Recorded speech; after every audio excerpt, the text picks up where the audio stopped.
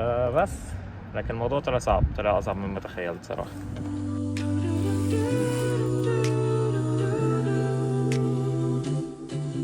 صباح الخير. الجو لا يشجع إطلاقا على إنك تقوم من السرير، وده من سلبيات الشتاء هنا بشكل عام.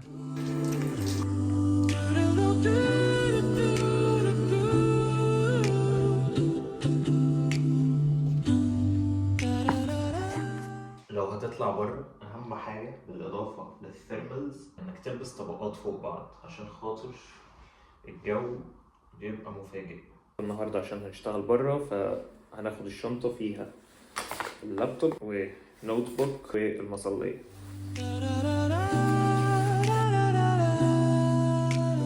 نتأكد إن إحنا قفلنا الدفاية عشان ما تحسبش علينا.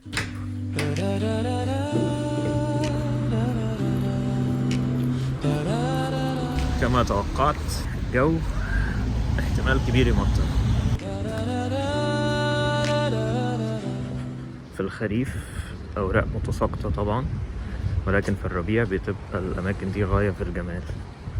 المبنى ده من المباني الجميلة جدا في ديساو، هو مبنى ليه علاقة بالبيئة. مش هكذب عليكم الصراحة، من ساعة ما بدأت التحدي ده وأنا في دوامة ما بتخلصش. الموضوع طلع مرهق جدا جدا فوق ما تخيلت يعني. الناس بتعدي لسه حتى مش متعود على فكرة اني افلوج قدام الناس وكده في الشارع، ولكن بدأت اكتسب مناعة من الموضوع ده، وبقيت كرييتيف قوي في حتة اني ازاي اصور من انجلز مختلفة، ازاي اخلي الصورة شوية ممتعة مش مملة، مش من زاوية واحدة، لدرجة اني احيانا بحط الموبايل في اماكن هوريكوا دلوقتي. انا كنت حاطط الموبايل هنا بالظبط وانا بصور دلوقتي.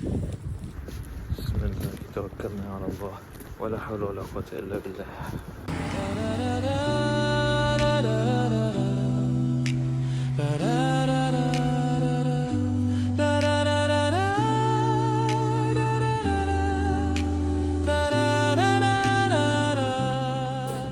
لقيت مكان كويس لوحدي والى حد ما جنبي شباك.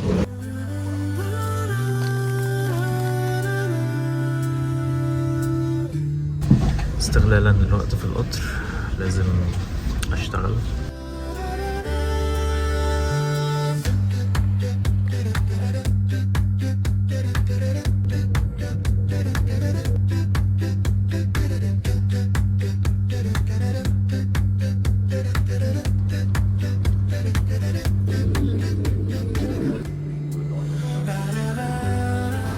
وصلنا المحطة ودلوقتي هنروح المترو.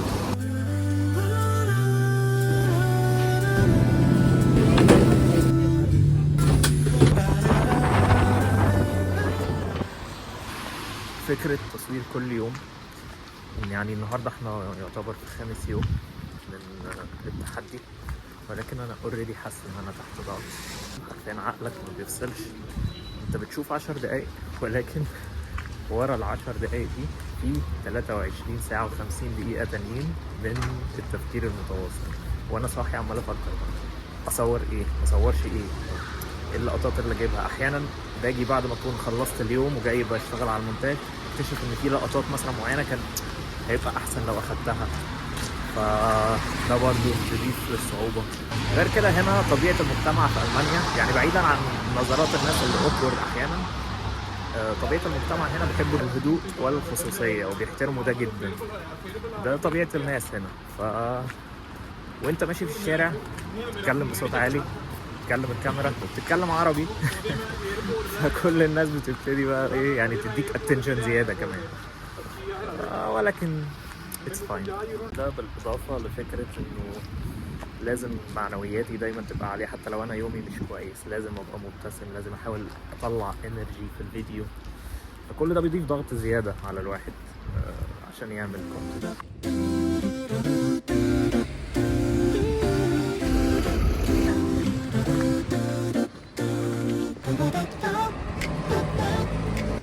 شكل المباني هنا جميل بصراحة. المهم حبيت أشارككم شوية صعوبات من موضوع الفلوجينج اليومي ده. وعندي دلوقتي ميتنج، هدور على مكان كده اقعد فيه اشرب حاجة احضر الميتنج، وبعد كده نشوف مكان نتغدى فيه.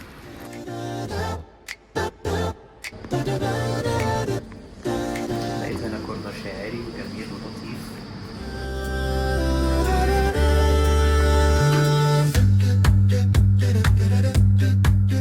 Maybe find some articles or some information about the structure of design system. تالت حاجة المونتاج، يعني فوق ان التصوير اصلا متعب ذات نفسه، لما تروح البيت وتلاقي عندك ساعات من الفوتج محتاج انك انت تقصقصهم. يعني الفيديو اللي قدامك اللي مدته 10 دقايق ده انا بقعد فيه تقريبا 4 ساعات اقطع فيه. امبارح انا نايم الساعة 3 الفجر بسبب الموضوع ده. ف ضريبة لازم تدفع.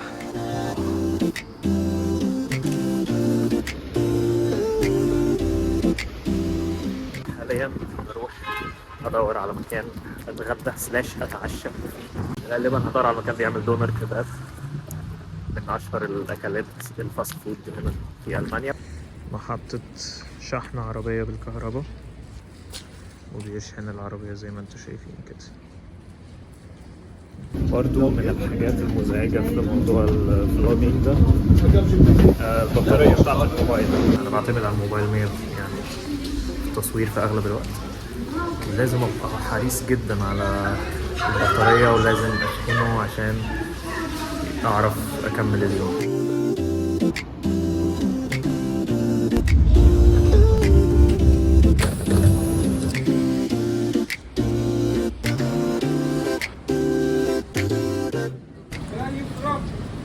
ايجيبت مصر. كله 100 100 كله تمام. ما في مشكلة يا تسلم. ما في مشكلة يا You all from Turkey?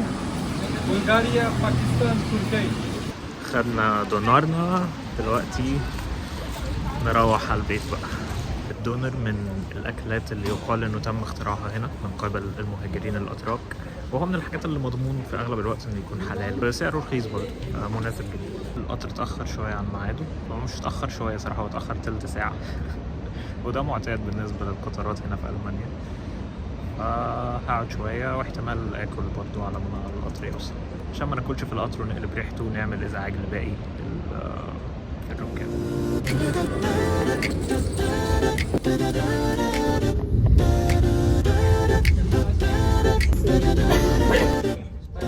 اليوم كان طويل ومرهق جدا، مش قادر استنى لغاية لما اروح البيت ان شاء الله، ولكن لسه لازم نروح نعمل شوبينج.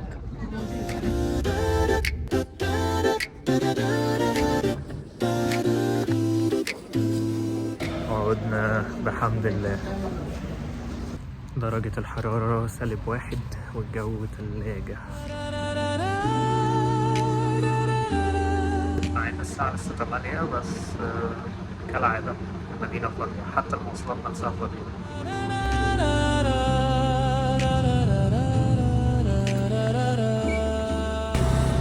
لسه اليوم مخلصش، محتاج اروح اعمل شوبينج. امبارح كان الحد وقبله اجازة الكريسماس وما كانش في اي حاجة فاتحة، فخلصت كل الاكل وكل حاجة عندي.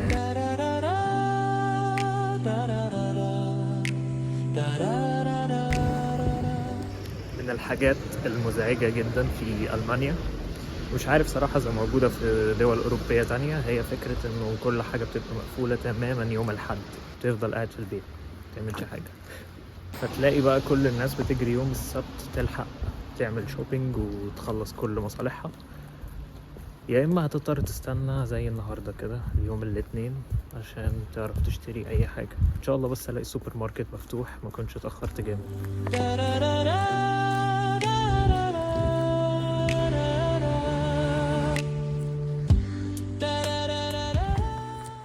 الواحد بيحاول قدر الإمكان يتحرى الأماكن اللي مش مقاطعة.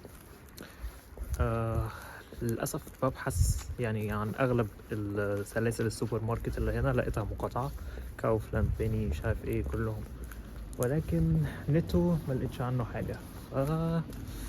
حتى الآن بعمل شوبينج منه، ويا رب ما يطلعش مقاطعة هو كمان.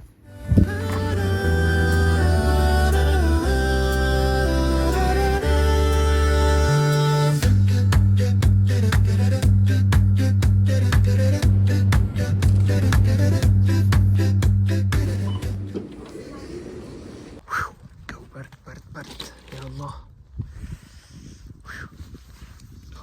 كده احسن بكتير. نرجع نروح ننام بقى عشان انا هلكان.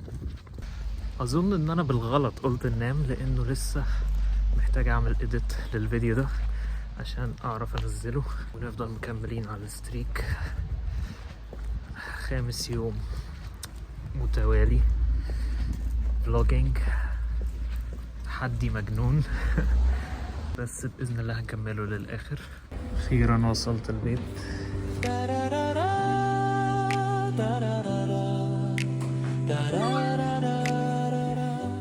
وكده يبقى مش فاضل غير إني أرص الحاجات اللي اشتريتها وأحط كل حاجة في مكانها وأعمل شاي وأبدأ إديتنج للفيديو.